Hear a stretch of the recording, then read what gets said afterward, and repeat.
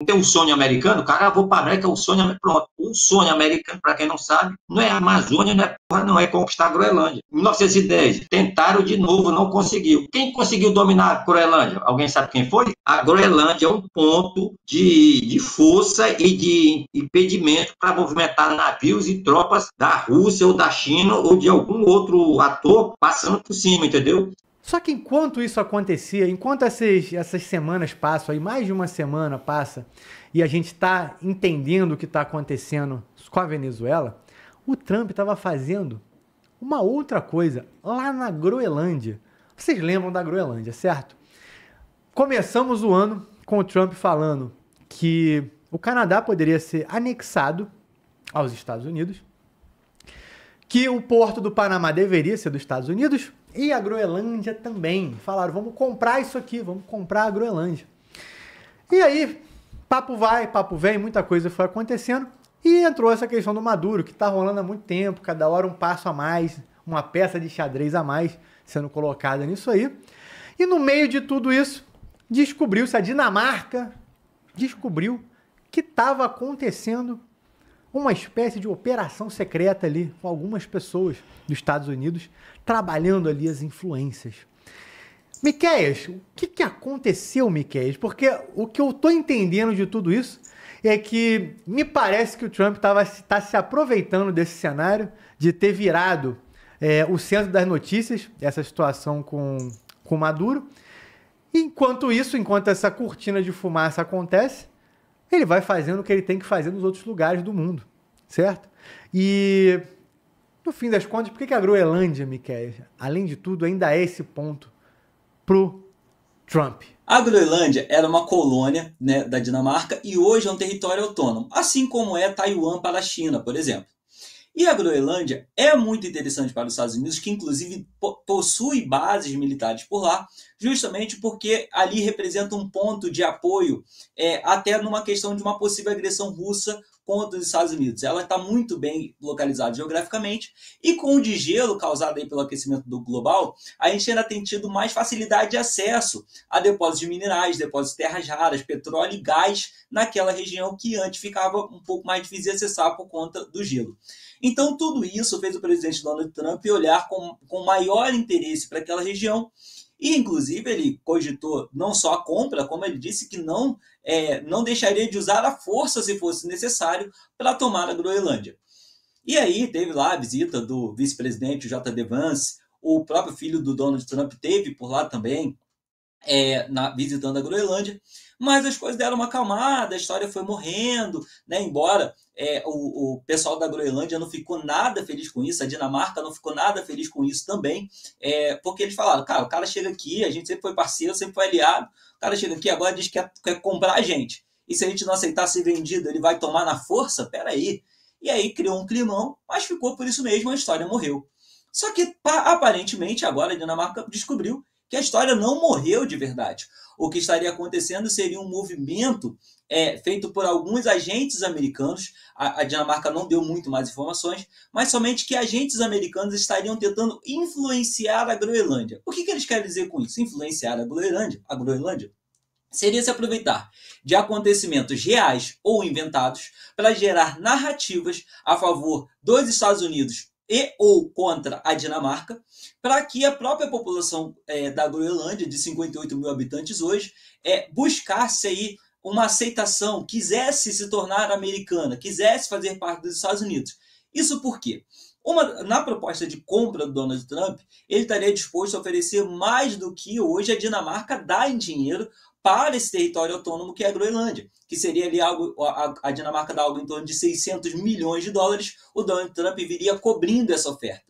E na repercussão internacional, no panorama geral, embora a ONU, né, recrimine esse movimento expansionista, se por um acaso aquela população estiver disposta a se tornar membro de um outro país, se a população daquele território, acaba que a ONU tende a ter um reconhecimento maior, uma maior facilidade. Até por isso mesmo, a Rússia não sofreu tantas sanções quanto está sofrendo agora com relação à Ucrânia, quando ela avançou sobre a Crimeia, porque existia ali pelo menos uma narrativa de que o pessoal da Crimeia queria sim ser anexado à Rússia. E aí nós vemos também que a Rússia, apesar de a Groenlândia representar um avanço militar, uma melhoria das capacidades militares e de defesa dos Estados Unidos contra a própria Rússia, o Vladimir Putin não se opôs. Pelo contrário, Vladimir Putin falou que é legítimo o interesse de Donald Trump ali, justamente porque Donald Trump e Putin têm se tornado cada vez mais parceiros, né? Estão negociando cada vez mais, e o Putin, apoiando esse movimento do Trump contra a Groenlândia, ele consegue validar também o próprio movimento dele contra a região do Donbass, na Ucrânia, e a China também continua ali inerte sobre essa questão da Groenlândia, sem criticar nem nada, porque se os Estados Unidos compram ou tomam na marra a Groenlândia, a China se veria ali no direito de comprar ou tomar na marra o território de Taiwan. Então existe todo um jogo aí que está acontecendo, que os Estados Unidos parecia ter tirado o pé do seu interesse, lembrando que o Donald Trump deixou claro que não deixaria de usar a força, como ele falou também sobre o Canal do Panamá, como ele falou sobre diversos outros locais no mundo, mas ele parecia ter deixado a história quieta, só que o serviço de inteligência da Dinamarca identificou que existem pessoas tentando influenciar resultados de eleição, influenciar a opinião pública, influenciar talvez até questões econômicas para favorecer os Estados Unidos contra a Dinamarca, para que o próprio povo da Groenlândia quisesse se tornar americano. Esse é o resumo da história. Júlio, aí eu te pergunto, isso aí me parece, por tudo que a gente conhece aqui, de certa forma, ação de forças especiais. Não sei se isso entraria aí num cenário que a gente chamaria ali de guerrilha, né? Mas, ao mesmo tempo, tem gente infiltrada que se infiltra no país para entender quem são os líderes, quem são as pessoas que você precisa... Ou seja, quem é o formador de opinião dentro da Groenlândia, para que depois você possa mandar os homens que vão convencer esses líderes, esses formadores de opinião, para que o país e essas pessoas aceitem o Trump e a Dinamarca nada possa fazer para impedir. Isso aí é o quê? Isso é uma ação de infiltração? Como é que se chama isso? Porque, assim, é muito bem orquestrado. Você identificar o que você precisa mexer, quem são essas pessoas, o que você precisa oferecer para elas, depois mandar as pessoas que vão oferecer essas coisas, e aí quando você descobre a Dinamarca, não vai precisar trocar nenhum tiro com os Estados Unidos, porque a própria Groenlândia já vai falar, e gente, esse barco já zarpou, a gente agora está com os Estados Unidos.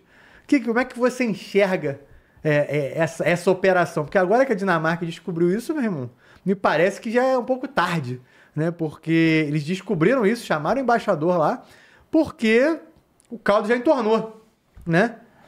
Operação bem sucedida, né? Não tô fazendo torcida aqui pro Trump, não, mas me parece que enquanto o mundo olhava para Maduro, ele estava atuando lá, né? Nada ficou parado.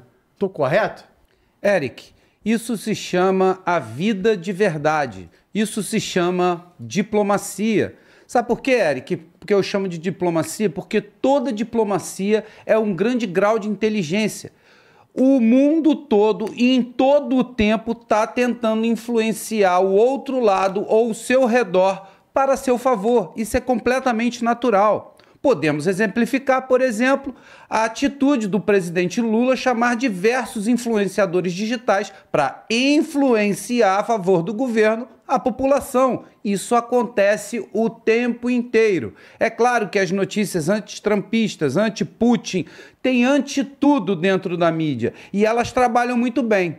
Então, você trabalha... Por exemplo, tem uma embaixada da Rússia dentro dos Estados Unidos. Tem uma embaixada dos Estados Unidos dentro da Rússia. E você acha que eles estão lá porque são amigos? Não, é a representação legal do seu país dentro do outro país. Mas só que essa representação, ela tem que buscar vantagens. E é exatamente isso, essa vantagem que está sendo buscada por Donald Trump.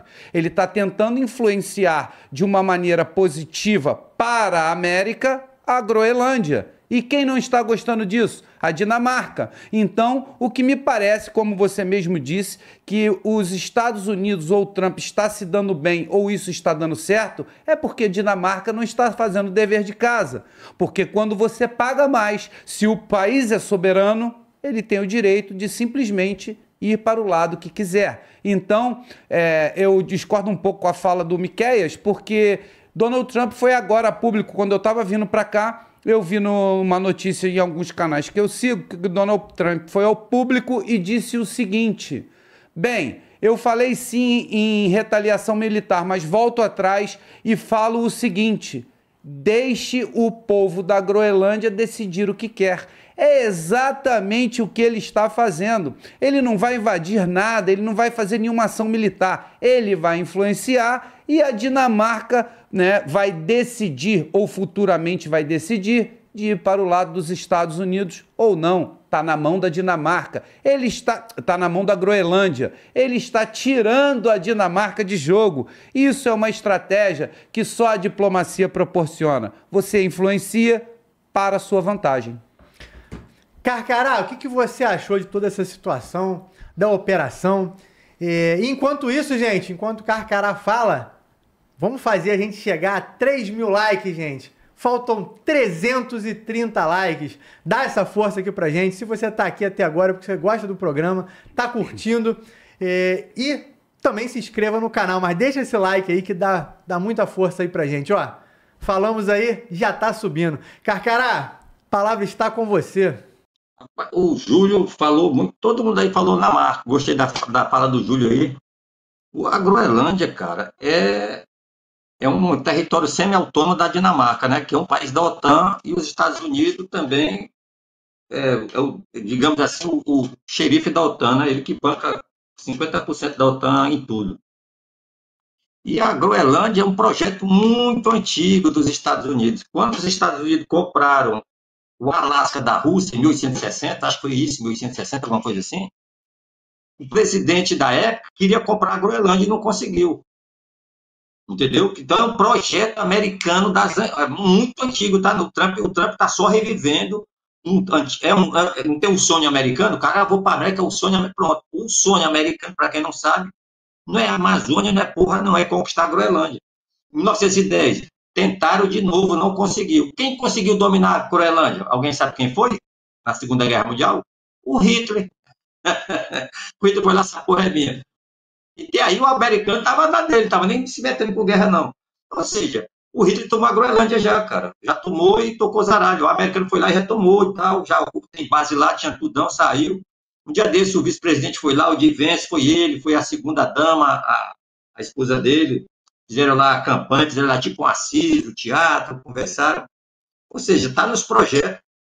Dentro do estudo de segurança global, como eu falei, os Estados Unidos, o Pentágono tem um trabalho matemático que é foda, ele chega a conclusões, porra, muito foda, usando supercomputadores. A Groenlândia é um ponto de força e de impedimento para movimentar navios e tropas da Rússia ou da China ou de algum outro ator passando por cima, entendeu? Então, se os Estados Unidos dominar a Groenlândia, os Estados Unidos fecha todo o arco de segurança dele ali no Ártico. Ele consegue fazer o arco completo, mas ele precisa da Groenlândia. E a Groenlândia não vai dar segurança nem para ela, nem para os Estados Unidos. Aí o Trump, porra, cara, se eu for tomar essa merda, eu tomo com dois soldados, cabe um soldado. Aí vai todo mundo, tomou a Groenlândia. A Groenlândia é um pedaço de pedra com gelo, cara, não tem muita coisa lá, não. Mas é a maior ilha do mundo, entendeu? Para habitar é horrível aqui. Porém, tem paióis americanos lá, tem base, só que não está no padrão para a defesa global, né? É isso que o Trump está querendo, administrar a ilha e bancar para a Dinamarca um dinheiro aí, mas só que os caras não querem, porque fica a termo aí, soberania e tal, mas se tocar, caso a Rússia ou a China, sei lá, outro país desse aí, endoide e comece a tocar lá na Europa, no instante vão pedir para o Trump assumir a Groenlândia. Olha o que eu estou te falando. O que é que o Trump tem falado? Eu quero a Groenlândia, ponto. Todos os outros 3 presidentes antes dele que tentaram pegar a Groenlândia falavam a mesma frase, nós precisamos da Groenlândia. Essa frase já é sacramental entre os presidentes americanos.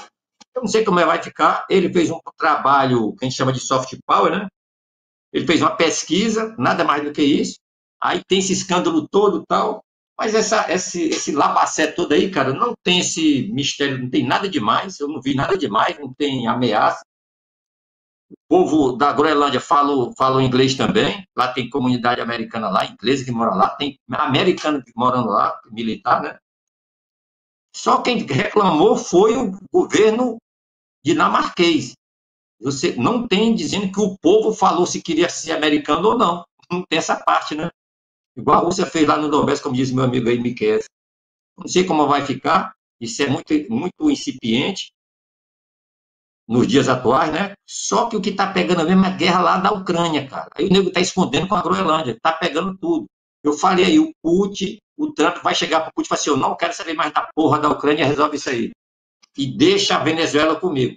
E eu estou achando que está acontecendo isso, tá? E a Europa, para chamar a atenção, botou Groenlândia do nada, que não, eu não estou vendo nada, não tem ninguém ameaçando a Groenlândia. O Trump só falou que era a Groenlândia que eu preciso para a defesa. Assim como ele precisou do Panamá, né? Ele não tomou o Panamá. Ele só foi voltar lá a ter direito de manobrar lá, por lá, aquele que fez aquilo lá no passado.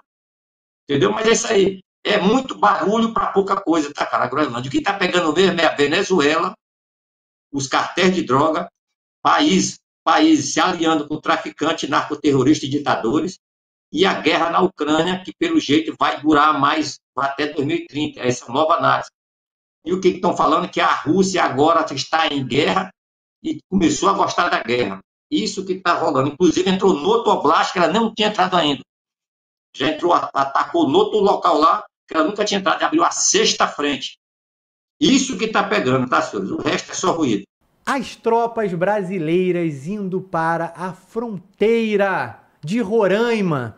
Sim, no meio dessa especulação de conversas, invasões e etc., o Brasil manda forças especiais para nossas fronteiras com a Venezuela. Júlio, explica um pouco para a gente aí essa situação. O que são essas tropas? Por que nós estamos indo para a fronteira? Porque, assim, até pouco tempo atrás, sei lá, um ano, quando rolou a situação da Guiana com a Venezuela, a gente foi aparentemente pego de surpresa e teve dificuldade de deslocamento de algumas, sei lá, tanques de guerra, algumas coisas, para a área da Amazônia, se não me falha a memória aqui. Estamos fazendo alguma coisa nesse sentido, ou seja, eu só estou colocando isso aqui, gente, para entender que não é toda hora que a gente, eu acho, tá? Que não é toda hora que a gente bota tropas especiais em fronteira, principalmente num possível cenário de guerra. Explica melhor um pouco isso aí pra gente, Júlio, por gentileza, e depois eu vou correr aqui a palavra.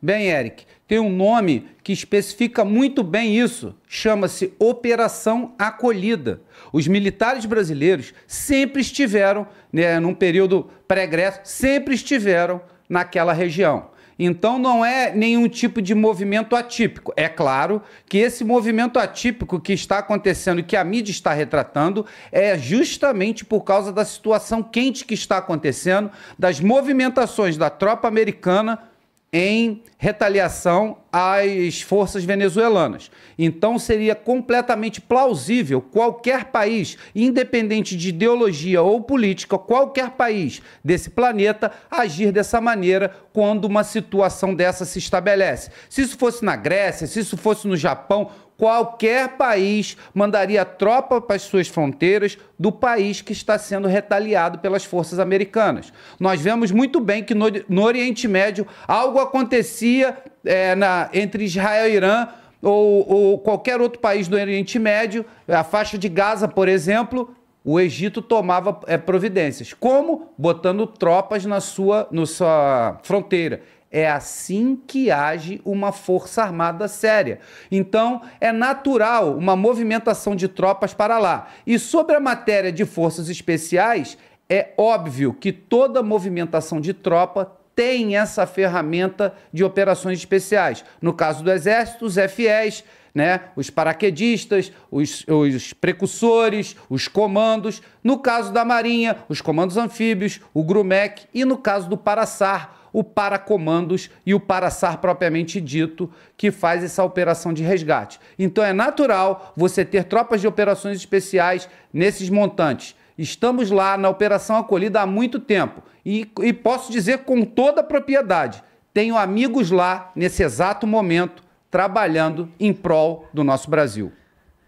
Carcará, eu queria te perguntar, dentro desse cenário, como é que você avalia e compara isso que a gente está passando hoje, né? Tanto essa questão de mandar as tropas ali para as fronteiras, com o que a gente passou aqui no ano passado, quando teve a situação envolvendo a Guiana, Venezuela, a situação lá de Esequibo, né? Porque eu lembro que você veio aqui no canal, tem essa entrevista aqui com uns 6 ou 7 horas aí de podcast.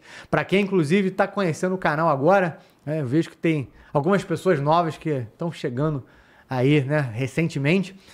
Tem uma entrevista do Carcará aqui sobre isso, dentre várias, e você analisa bem essa situação, de como estavam indo para lá, como é que a gente estava se preparando. Você até traz um mapa que você corta assim o Brasil e mostra como é que o pessoal, né, teria que lidar numa possível invasão ao Brasil. Eu te pergunto, Carcará, hoje estamos mais preparados para lidar com uma situação de Venezuela ou qualquer situação adjacente que venha nos impactar do que estávamos quando começou o conflito Venezuela e Guiana?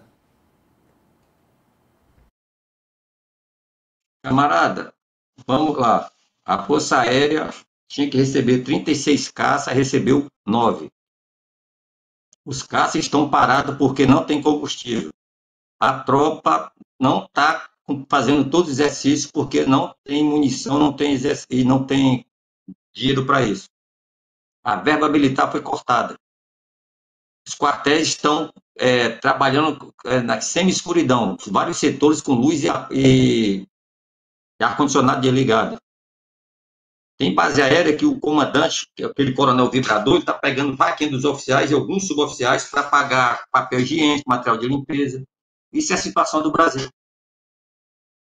A situação na Venezuela é diferente porque o que tem de dinheiro aí, o que o governo liberou, que ele faz isso propositalmente, destruir as Forças Armadas e aniquilar, está nessa missão da fronteira que foi planejada já há quase 2 anos. Eu fui no podcast e falei, o Brasil vai ter que ir para lá, a fronteira, porque o Maduro, na hora que ele pirar, ele entra ali para dentro, tomou aquela BR-174, ninguém chega mais não. Contra os americanos, eles não dão para nada. Agora, contra o Brasil, o couro vai comer, tá, cara? A gente já não tem caça. Os caras têm bateria antiaérea S-300, que é uma das melhores do mundo, que é o modelo russo. Os caras têm um sistema Petchora. Tem sistemas de Buk M2. Tem Pantsir. Tem mais de 5.000 mísseis portáteis de ombro. Pô, o Brasil pode até ficar do lado do venezuelano, fazer uma frente ali, mas se passar 1 metro, não vai sobrar nada, meu irmão. Isso é a realidade. Não tem caça, pô. A gente tem caça. O F-5, alguns MX que estão velhos lá no chão lá, e o Super Tucano, que não é feito para enfrentar uma força aérea, é feito para atacar a tropa se tiver o espaço aéreo dominado, então ele faz a parte dele, entendeu? Aí a tropa está deslocando para lá, uma parte está com o navio da Marinha, a pessoa fala, que a Marinha vai chegar na Venezuela? Não, a Marinha vai pelo litoral, entra lá por Belém, entra no Rio Amazonas, sobe, chega em Manaus, a tropa desembarca, que o Rio Amazonas, para quem não sabe, é navegável para navio de grande porte, pode entrar petroleiro, cargueiro, esse negócio todo, navio militar. Já fiz missão com o navio da Marinha até um lugar chamado Tefé. Tefé fui para lá um pouquinho pertinho de Tefé e Fonte Boa. Até lá dá para navegar ainda, o navio, quase chegando na Colômbia. Entendeu? Pouca gente sabe disso. Eram as operações ribeirinhas na época. Então isso é normal. O Brasil, infelizmente, foi sucateado, a tropa foi sucateada, o moral da tropa. Muita gente indo de baixa, tá? Para quem não sabe, inclusive da Marinha, muita gente indo de baixa. Não é nem pelo salário, não. É porque as pessoas não vê brilho na liderança, não vê motivo para estar dando continência para um governo que ninguém confia, ninguém quer. Isso é a realidade, cara. Então, a gente pede baixa. Tem gente que não vê mais, não vê sentido no tipo de exercício militar que está sendo feito. Enquanto isso, o Rio de Janeiro está tomado pelas favelas, as comunidades estão sendo tomadas, foram tomadas pelo Comando Vermelho, PCC, o ADA, o TCP, o Amigo do Amigo. São 85 facções, eu nem sei o nome, ou seja, não importa o nome. Facção criminosa, todos eles são a mesma coisa. Sequestram, matam, extorquem as pessoas, fazem ameaça, promovem o terrorismo. E você vê o presidente da República falar alguma coisa sobre isso? Contra o terrorismo? Não vai falar. O ministro da Justiça abre a boca para falar alguma coisa contra o narcotraficante? Não. Se o poder militar for forte, vai atrapalhar? Vai. O que é que ele fez? Vou sucatear essa porra aí. O militar, em nome da hierarquia e disciplina, não fazem nada, não dizem nada, então deixa levar, pô. Entendeu? O comandante do Exército, o que ele falou? Minha espada não tem partido. Vou até falar com o comandante do Exército, com todo respeito. O comandante do Exército tem partido, sim. A espada do comandante do Exército é o Brasil. A República Federativa do Brasil é a nossa soberania, é o nosso povo, é a legalidade, é a legitimidade e a constitucionalidade. Essa espada está nessas coisas aí. Esse é o partido, o povo, a nação, o território. Não é o presidente que chegou lá por meios escusos, não. É desagradável, pô. Então, tá melhor? Não tá melhor, cara. Aquela tropa que foi para lá, com certeza tem recurso para isso e se ficar lá. Mas é aquilo e muito pouco, e olhe lá. Não adianta mentir, pô. Era para a gente estar agora, a tropa indo, era para estar com 18 KC-390, a gente tem 8, agora que tem 8, era para ter chegado já, ó, entrega esses KC há muito tempo, ainda tá era para ser 28, que é o para 20, agora está em 18, só entregaram 8 ou 10, nem 10 entregaram ainda, entendeu? Não tem combustível para esses aviões estar voando, a Marinha está levando, pô. Mas esse transporte, para não ser leviano, esse transporte tem que ser feito pela Marinha, porque não tem como um avião levar a brigada paraquedista com essa ruma de tanque blindado, não tem caminhão pesado, nem cabe no KC, dependendo do tipo de caminhão, aí vai de navio de lá completo. É por isso que eu falo que tem que ter uma super base no Tocantins e outra lá na região norte, para quando tocar os aralhos, seja por causa de guerra, guerrilha, narcotráfico ou situações climáticas secas, puxeiras, a base já está lá com tudão. Uma super base do Ministério da Defesa e do Governo Federal. IBAMA, Receita Federal, Defesa Civil, e assim vai. Marinha, Exército, Força Aérea, Polícia Federal, tudo uma super base comandada por um militar. Uma base com uma pista de pouso gigantesca, com água, com tudo que for necessário para apagar fogo, resgatar pessoas, combater o bom combate. Isso sim seria, para mim estar falando aqui, mas infelizmente eu já falei isso várias vezes. Vai chegar a maior seca do Brasil, viu, Érica? Anota aí, em 2033. E o governo não vai fazer o sistema de barragem, o sistema de contenção para barrar essa desgraça que vai vir no Brasil. Não tem nenhum avião para dispersar água. Fala direto, cadê os aviões? Irmão, está faltando quase tudo, pô. As Forças Armadas fazem o papel dela. Só que tem hora que o militarismo, a hierarquia e disciplina tem limite. Quando o cara tenta resgatar o Maduro, isso é testar o limite da subserviência do militar, isso não é mais hierarquia e disciplina, não. Já para testar se o cara tem coragem ou não. Aí pergunto eu, e se a Marinha fala assim, não, vamos lá. Se ter eu ido lá resgatar o Maduro, é isso? Se a Marinha mais uma vez para dar um não? É foda, cara, é isso aí. Deus abençoe os militares, Deus abençoe a missão, que não aconteça nada, que aproveite para aprender. Com certeza essa missão vai ser de grande valia para o pessoal da logística, intendência, que é o pessoal que se acaba para fazer essa manutenção. Deve estar indo para lá uns 3 mil, 5 mil homens, é gente comendo e bebendo e fazendo lixo todo dia, cara. Isso aí é um bom treinamento, é um bom, como é que se diz?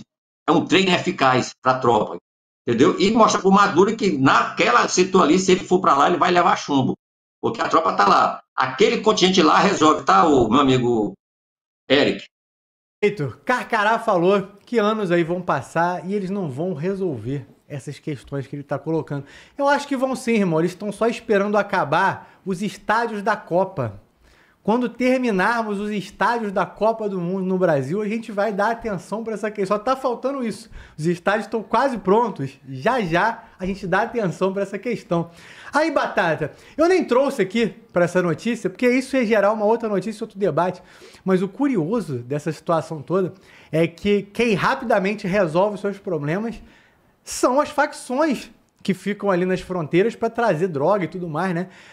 Uma outra notícia que eu nem vou repercutir aqui, só jogar para ouvir um pouco da sua opinião, é que o Comando Vermelho e o PCC, que tem esses problemas na fronteira, desde a época lá do Rafat, lá em, sei lá quando que foi essa situação aí, 2007, 2009, não sei. Mas desde que houve o racha do PCC e do Comando Vermelho, que trabalhavam juntos nas fronteiras, né, na época de entrada e saída de drogas, eles mantêm uma certa amizade quando os negócios podem dar problema em questões como essa. Tá chegando 5 mil militares, irmão. Por quê? Porra, por causa de um problema aí com a Venezuela. Tá, mas vamos realocar aqui, gente. Vamos sentar aqui, organizar quem que vai pra onde. Porque também ninguém quer ter problema com o militar aqui. Pô, a gente é das drogas, a gente é das facções. Não vamos se misturar aqui, não. A galera se ajeita, os militares chegam lá, faltando um monte de coisa aí, como o Carcará falou. Senta lá, espera, já os traficantes não estão mais ali, porque eles já saíram, porque também não quer conflito, a briga deles é outra. E tudo acaba funcionando bem, né, Batata? Pô, se a gente tivesse organizado... Rapaz, se esse país fosse organizado como as nossas facções criminosas, porra, a gente era país de primeiro mundo. Não é não, Batata? Eu quero repercutir só algumas notícias que a gente vem falando aqui e que é muito interessante, tá? Hoje o Donald Trump vem falando aí, sempre desde o início, aí, falando que o problema dele era a rota do narcotráfico. Pois bem, há quanto tempo ele já está lá no Caribe, né? E o Brasil agora na fronteira da Venezuela. Obviamente, nós estamos fechando uma das principais rotas do tráfico, a Amazonas. Isso é óbvio, tá? Todo mundo sabe disso, a nossa entrada, a cocaína, a maconha. Cara, eu não vi subir os preços na boca de fumo ainda não, pelo menos o papelinho continua a coisa fluindo normalmente. Criou-se outra rota, é o que eu falei no último programa. Pô, não adianta. É a rota o problema? Não. Se o problema é a cocaína, destrói o produtor de cocaína. Seria a Colômbia a ser bombardeada. Não porque eu goste de Maduro. Eu estou falando da legitimidade da guerra. E olha que nós vamos trazendo pra gente. Mas outra coisa que faz lembrar, há mais ou menos aí uns 2, 3 meses atrás, quando iniciamos o programa aqui, nós estávamos na guerra da Ucrânia. E aí, quando começamos a perceber toda aquela movimentação global de todos os países, as nações, investindo na Ucrânia, e a Ucrânia se acabando, mas os países se investindo, a gente notando os interesses de outras nações, percebendo a movimentação de outras nações, até porque a Europa se rearmando, todo mundo viu isso, a Europa sofrendo os ataques até cibernéticos. O problema é que o Brasil, naquela época, o ministro da Justiça já estava pedindo, reclamando ao vivo para todas as redes sociais que não tinha combustível para os aviões. E a coisa vai crescendo. E eu fiz aquele show aqui dizendo que o Brasil, por incrível que pareça, num assunto de uma guerra da Ucrânia, por incrível que pareça, o mundo pegando fogo, as políticas, a geopolítica, lógico, se transformando, os blocos se movimentando e o Brasil nada fazia, nada se comportaria, nada se envergava para uma defesa cabível. Nada, exatamente nada. Sucateando as nossas forças armadas e depois quer bater no peito para dizer que tem soberania. Olha que idiotice, gente. Vamos parar de ser idiota, pô. Pelo amor de Deus. Força, respeito na geopolítica se impõe com poder, pô. Não é na ideia, não, pô. Os Estados Unidos, ele impõe o poder dele, mostrando seu potencial bélico, mostrando diversas bombas e porta-aviões e submarinos, capacidade de destruição. E por isso, diversas nações estão se aliando. Os Estados Unidos, a OTAN está querendo aí agora taxar o Brasil. Por quê? Por quê? Porque eles estão se aliando à força. E a gente com idiotice, com palhaçada, de polarização, eu sou esquerda, eu sou direita, e a gente tá tomando fumo, pô. Estão se lascando aqui. O Trump não quer saber de Bolsonaro, ele vai arrebentar o país. Nós precisamos realmente de uma diplomacia, e a gente com babaquice, com planinho, para tirar aquele saco de bosta da Venezuela. Puta merda, pelo amor de Deus, cara. E Batata, e com isso, eu já vou levar aqui para a próxima notícia, para quem gosta do Trump, para quem é apoiador do Trump, inclusive da enquete que a gente já fez aqui outras vezes, que A gente colocou se você achava que o Trump deveria entrar no Brasil e tomar isso tudo. E na época ganhamos aí com 73% que apoiariam o Trump entrar no Brasil e tomar isso aqui, né?